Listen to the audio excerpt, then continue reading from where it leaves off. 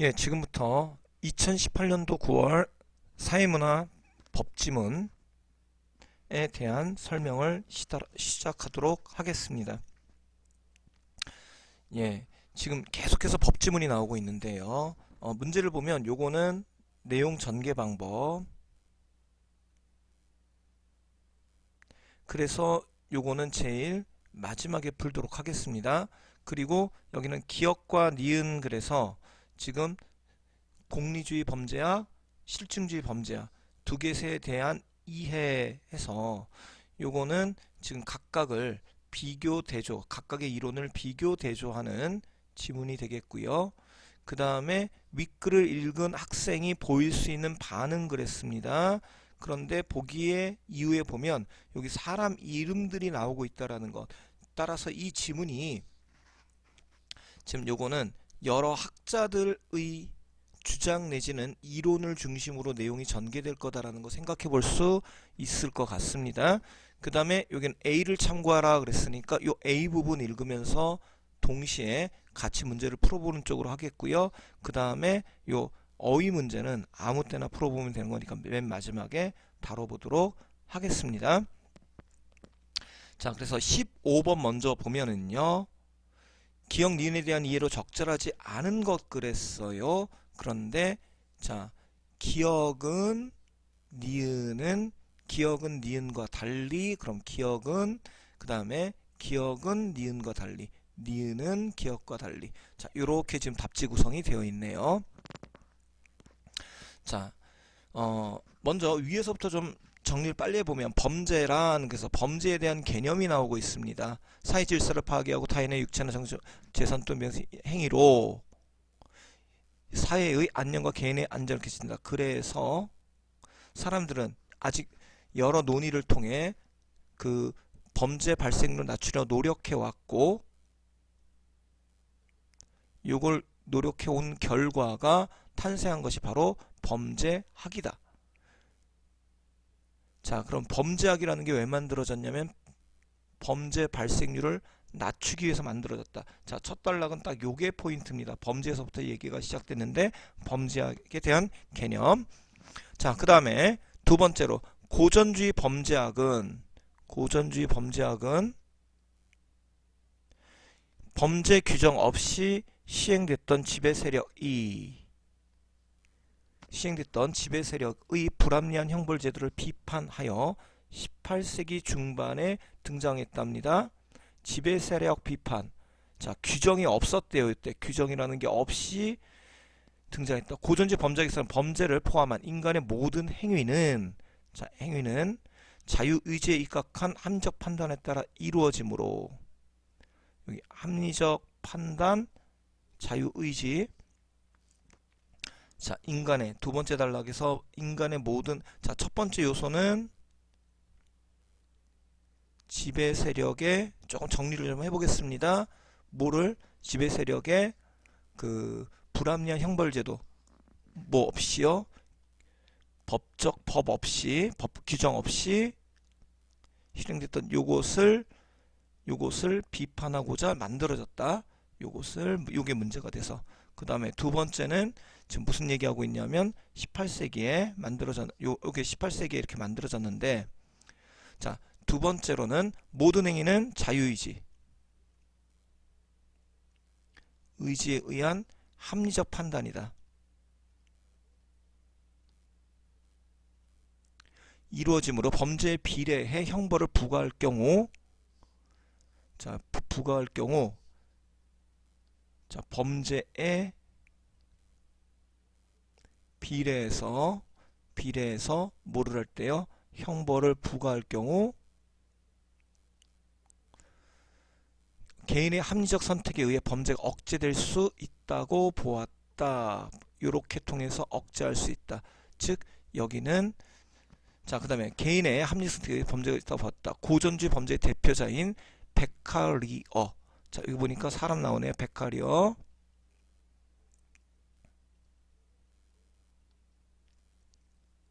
자, 베카리어는 형벌은 법으로 규정해야 하고, 자, 첫 번째 조건입니다. 형벌은 법으로 규정해야 한다.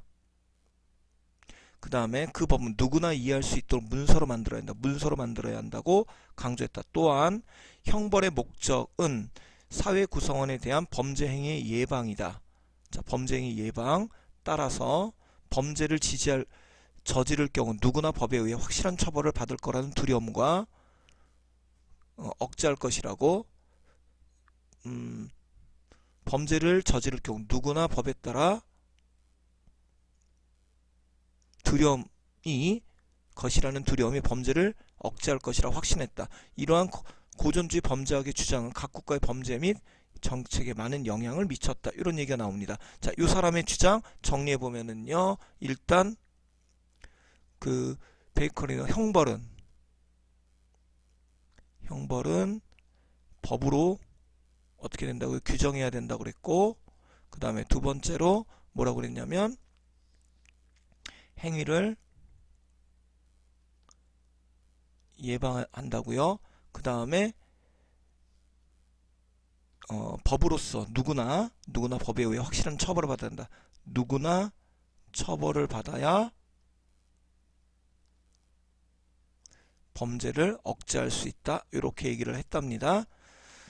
자, 그러면 여기 지금 이제 고전주의 범죄학에 대한 얘기는 요 정도 설명이기 때문에 그걸 바탕으로 해서 기억과 관련된 것만 보겠습니다.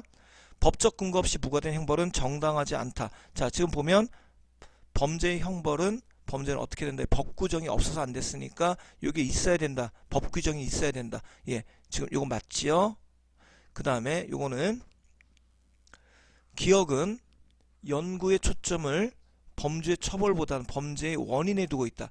자, 지금 본데 원인에 두고 있다 그랬는데 원인에 두고 있다는데 지금 여기 지금 어디에도 범죄는 왜 일어났냐가 없죠? 형벌은 그 범죄 비례해서 형벌을 해줘야만 그래야 억제된다니까 지금 범죄의 원인을 둔다. 지금 요건 아직 확인을 안 했습니다. 그러니까 원인에 두고 있다가 좀 이상합니다. 따라서 요게 답이 아닐까 생각해 볼 수 있고요. 그 다음에 기억은 예외 없이 적용하는 것이 범죄를 낮출 수 있다고 보았다. 예외 없이 지금 요 부분에 설명한 부분이죠. 그러니까 요거 확실히 아닙니다. 그 다음에 범죄 욕구를 제어할 수 없다 그랬는데 이제 자유의지를 통해서는 자 보겠습니다. 19세기 중반. 자, 아까는 18세기라고 그랬는데 여기는 19세기 중반입니다. 여기서는 실증주의 범죄학, 범죄율과 재범률이 증가하자 원인을 과학적으로 증명하려 한 실증주의 범죄학이 증대했다. 자, 원인에 관심을 가진 건 누가요? 여기 니은 실증주의 범죄학에 대해서 얘기를 하고 있는데 여기는 범죄의 원인에 지금 좀 관심을 가졌다고 하네요. 그러니까 더더욱 지금 요 3번이 답이라는 거 알 수 있겠죠. 자, 좀 빨리 읽어가겠습니다. 실증주의 범죄하고 고전주의 범죄의 비확성을 비판하며 비과학적이다라고 얘기했답니다. 범죄의 원인을 개인의 자유의지로는 통제할 수 없는 생물학적, 심리학적, 사회학적 요소에 찾으려 했다. 원인은 이런 거에서 찾으려 했답니다. 자유의지가 아니라. 자, 이 분야의 창시자인 롬보르소. 자, 여기서 롬보르소라는 사람. 자, 롬보르소는 어디요? 생물학, 심리학, 그 다음에 사회학. 자, 이 분야의 창시자, 그랬고요. 억제를 위해서는 범죄자의 개별적인 범죄 기질을 도출하고 그 기질에 따른 교정이나 교화 또는 치료를 실시한다고 생각했다. 자, 요런 입장에서 원인을 없애기 위해 뭐 해야 된다고요? 지금 보면 범죄 기질,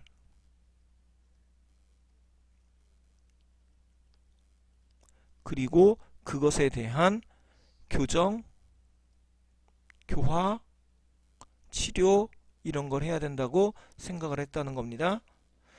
이걸 위해 그는 범죄자만의 특성과 범죄 원인을 연구하여 범죄들의 유형을 분석하고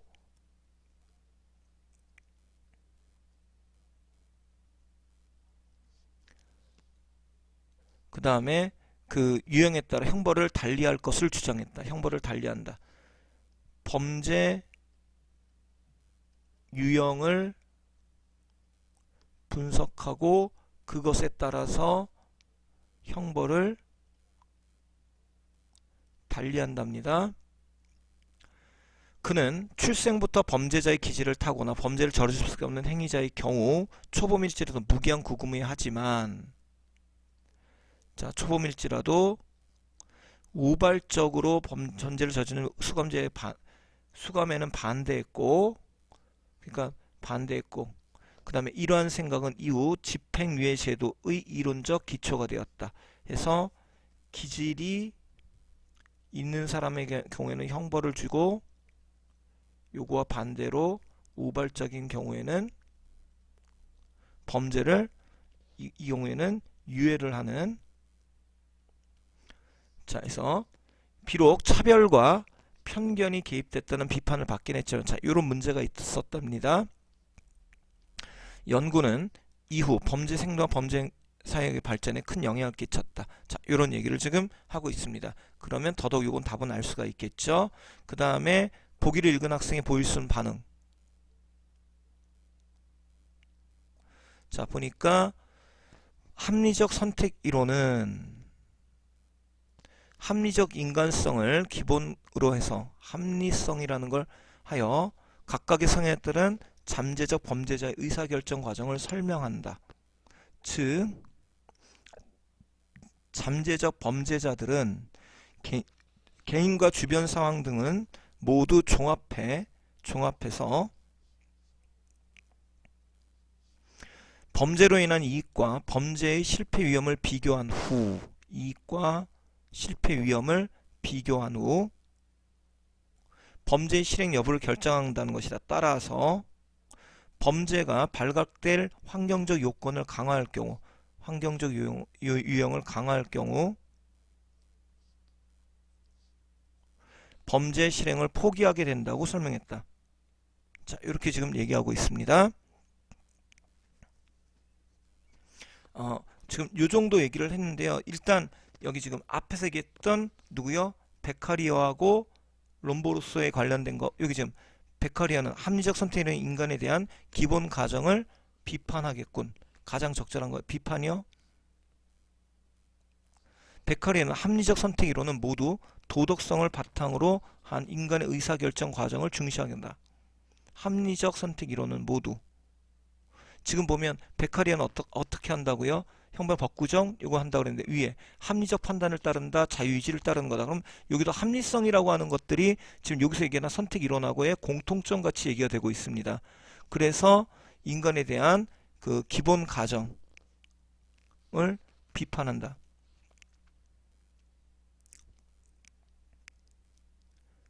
자, 이 부분은 물음표를 찍겠습니다.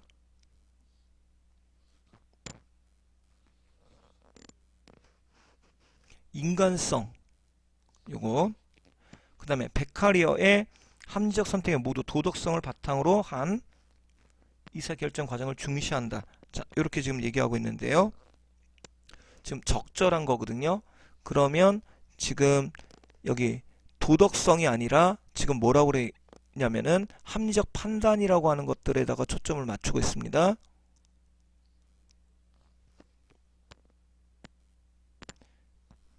합리적 인간성이라고 했으니까는요. 그러니까 도덕성을 바탕이 아니라, 그 다음에 음보르스가 범죄자의 유형을 구분한 것은 합리적 선택 이론에 의해 정당성을 유형을 구분한 거예요. 그러면 이게 지금 롬보르스 같은 경우에는 지금 여기서 찾았죠. 심리적인 거, 사회적인 거, 생물학적. 요거니까 역시 요거는 좀 안 되겠습니다. 합리적인 이론, 그러니까 전통적인 거 요런 거랑 따라가는 거로 생각해 봐야 될 테니까는요. 자, 그 다음에 샐러드 여기 아직 안 났네요. 저 뒤를 좀 더 읽어보도록 하겠습니다.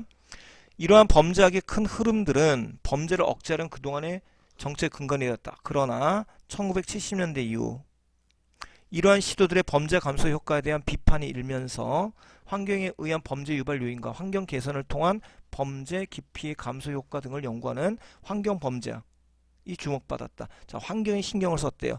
이러한 가운데 건축학이나 도시 설계 전문가들은 범죄의 원인과 예방의 해법을 환경과 디자인에서 찾아야 한다고 주장했다. 그래서 그 예방 방법을 어디서 찾았냐면 환경과, 자, 바로 셉테드는 설계가 바로 그것이다. 셉테드는 도시계획 등을 통해 지역의 방어적 공간 특성을 높여 그 발생 가능성을 줄이고 안정감을 느끼도록 하여 궁극적으로 삶의 실생을 종합적으로 하겠다는 그 건축을 의미한다. 그러면 셉테드와 달리 합리적 선택 이론은 판단이 불가능한 범죄를 유발한다고 했다. 합리적 판단하고 관련되는 거는 여기 합리적 선택 이론이니까 셉테드는 요거랑 관계없이 지금 반대로 지금 돼 있습니다. 그러니까 안 되겠고요. 셉테드의 합리적 선택 이론은 환경적 요인의 개선이 범죄 예방의 수단에 주장하고 있다. 자, 셉테드는 지금 환경을 여기는 어떻게 되나요? 범죄가 발각될 때 환경적 요건 둘 다 지금 환경적 요건을 중시 여기고 있습니다. 따라서 5번이 지금 답이 된다는 거 확인해 볼 수 있겠습니다.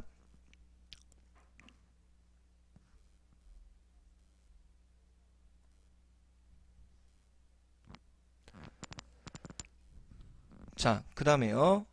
A를 바탕으로 하라고 그랬는데요. 자, 다음의 원리로 이루어진다. 우선 자연적 감시의 원리. 자, 첫 번째 그 셉테드라고 하는 사람, 그 원리라면 자연적 감시 원리요. 요걸 얘기한다고 얘기를 했고요. 자, 그 다음에 자연적 감시 원리는 공간과 시설물에 대한 가시권을 확보하여 잠재적 범죄를 줄이는 거겠죠. 자, 요거는 그래서 뭐요? 은폐 장소를 최소함으로써 은폐 장소를 최소화한다. 즉 그 은폐 같은 걸 할 수 없게 숨을 수 있는 장소를 최소화해서 그 자연적으로 감시가 돼서 범죄를 줄일 수 있는 방법. 그 다음에 외부인의 행동을 주변 사람들이 자세히 관찰할 수 있게 만든 것이다. 다음으로 접근 통제 원리는 보행로 조경 등 문 등을 통해 사람들의 통해 일정한 경로로 유도하여, 자, 보행로 조경 문 이런 걸 일정한 경로로 유도, 허가받지 않은 사람들의 출입을 통제하거나 차단하는 것을 말한다. 두 번째가요, 지금 뭐라고 얘기했냐면 접근 통제 원리.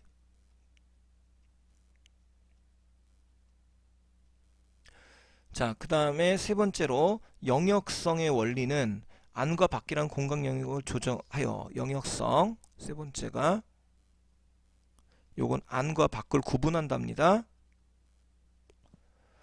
하여 외부인의 침입 기준을 명확히 확립하는 것이다. 요걸 만들어서 외부인이 못 오게 하는 거래요. 자, 이 외에도 공공장소 및 시설에 대한 내부인의 활발한 사용을 유도하여, 여기 내부인의 활발한 사용을 유도하여 그 근방의 범죄를 감소시키는 활동 강화성 원리. 공공장소 시설물이 처음 설계된 대로 지속적으로 유지 관리돼야 한다는 유지 관리 원리가 있다. 이 모든 원리는 예방을 전략상에서 공통적이다. 해서 지금 보시면은요. 자, 무슨 개교한 지가 오래된 다소 음침한 느낌을 주는 곳이었다. 이 학교는 교내 외진 학교 장소에 운동시설을 설치했답니다. 외진 장소, 즉 운동시설을 설치했고, 그 다음에 학생들의 이용을 활성화하고, 그 다음에 안전을 위해 그곳에 CCTV를 설치했으며 이용을 활성화했고 이랬답니다. 봅시다. 후문을 폐쇄한 것은 접근 통제 원리를 통해 사람들의 통행을 정문으로 이용한다. 접근 통제 원리 어디 있었나요? 통제 원리는 문 이런 걸 통해서 통제를 줄이려고 하는 것이다. 예, 맞지요. 그 다음에 담장을 허문 것은 통해 학교 시설물에 대한 가시권을 확보하고 외부에서 볼 수 있도록 한 거다. 예, 가능합니다. 그 다음에 봉사 동아리를 조직해 운영하는 것은 유지 및 관리의 원리를 통해, 유지 및 관리인지 한번 봅시다. 또 그 여기 시선을 맡고 있는 거, 시선 이제 확대했다고 그랬고요. 또한 왜 후문을 폐쇄했으며 사람들의 통행을 유도했고, 그 다음에 학생들과 교사는 환경지킴이라는 동아리를 조직해서 환경 유지를 위해서 애썼답니다. 그러면 활동의 활성화 등을 통해서 범죄 가능하겠습니다. 이거 가능하고요. 운동시설 역시 활성화 맞고요. CCTV 시스템 영역성의 원리가 아니라 이건 CCTV를 설치해서 가시성이라고 봐야죠. 영역성은 외부와 내부를 하는 거니까 5번하고 관련이 돼야 되겠습니다. 그 다음에 A2를 보면 A가 여기 어디 있었는데요. 잠깐만요. A가 어디 있나?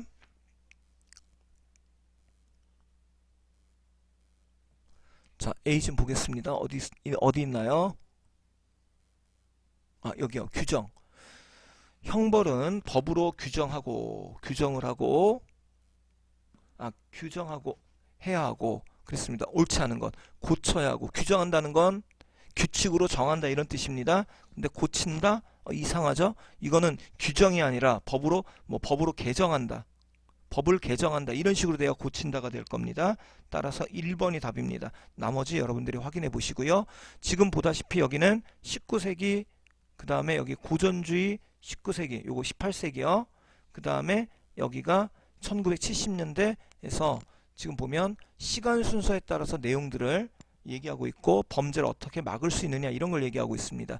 그런 걸 시간 순서에 의한 걸 통시적 관점이라고 해요. 그래서 4번이 답이고요. 나머지 보면 예상되는 반론을 반박했다. 그 다음에 필자의 관점, 다른 관점 비교하고 있다. 필자의 생각은 나오지 않습니다. 그냥 여러 사람의 관점이 제시되고 있을 뿐이고요. 그 다음에 핵심 개념의 가시와 효율적 이런 것들도 가치와 효용, 비유적인 거 안 나옵니다.